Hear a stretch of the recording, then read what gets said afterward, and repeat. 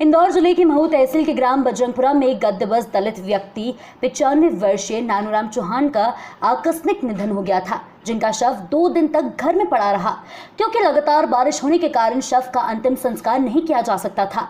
वजह यह है कि आजादी के 74 साल बाद भी गांव बजरंगपुरा में शमशान घाट की व्यवस्था नहीं है। शमशान नहीं होने से गांव में जिस किसी भी व्यक्ति की मृत्यु होती है उसे खुले में जलाना पड़ता है और बारिश में तो शव के हाल बेहाल हो जाते हैं। 2-2, 3-3 दिन तक शव को घर में रखना पड़ता है। जब बारिश बंद होती है तो शव को जलाया जाता है। ऐसी स्थिति में जब बारिश बंद नहीं हो रही थी, गत दिवस नानूराम जी का शव समाजजनों ने बरसाती को हाथों में पकड़कर तथा टायर ट्यूब, शक्कर, घासलेट, केरोसिन से शव का दाह संस्कार किया गया। बता दें, जो शव सामान्यतः मात्र 1 घंटे में जल जाता है, शव का अंतिम संस्कार हो जाता है, उसी को यहाँ जलने में लगभग 7 घंटे से अधिक समय लग गया। इस समस्या के चलते ग्रामीणों में रोष व्याप्त है। इस घटना को लेकर आज पुनः अखिल भारतीय बलाई महासंघ के तत्वावधान में राष्ट्रीय अध्यक्ष मनोज परमार के नेतृत्व में तहसील कार्यालय महू पर एसडीएम का घेराव किया गया तथा धरना प्रदर्शन भी किया गया। अभियान आज तक के लिए महू से अनिल पुरोहित की रिपोर्ट। बरसाती लेकर उनको जलाना पड़ा। यहाँ तक कि अंतिम संस्कार में हमारी सनातन पद्धति में कपूर, कंडे और घी का महत्व है। यह सब व्यर्थता प्रतीत हुआ।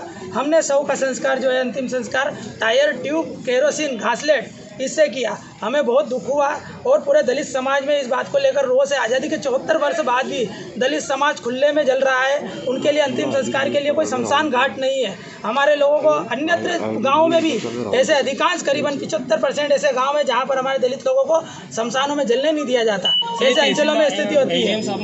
एसडीएम साहब ने हमारे को आश्वस्त किया है कि जो यहाँ से 3 किलोमीटर दूर पिपलिया लोहार करके एक ग्राम है, वहाँ का पिपलिया मल्हार करके एक गाँव है, वहाँ पर जो शमशान है उसको रिपेयर करके 2 दिन में वो दे देंगे।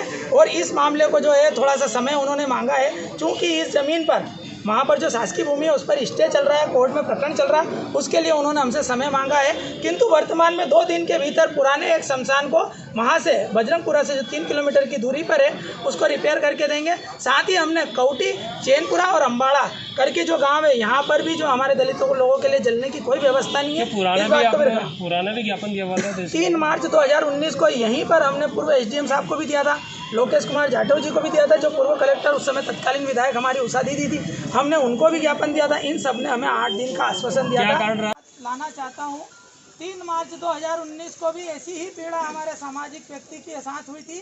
तब भी हमें बरसाती लेकर दाह संस्कार करना पड़ा था और आज़ादी के 74 वर्ष बाद भी आज हमारे साथ में भेदभावपूर्ण रवैया अपनाया जा रहा है।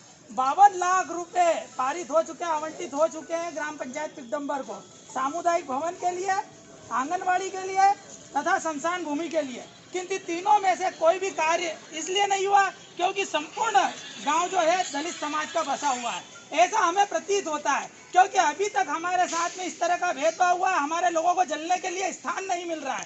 2-2, 3-3 दिन तक हमारे लोगों की लाशें घर में पड़ी रहती है। वो रुदन दृश्य आप कल्पना कर सकते हैं।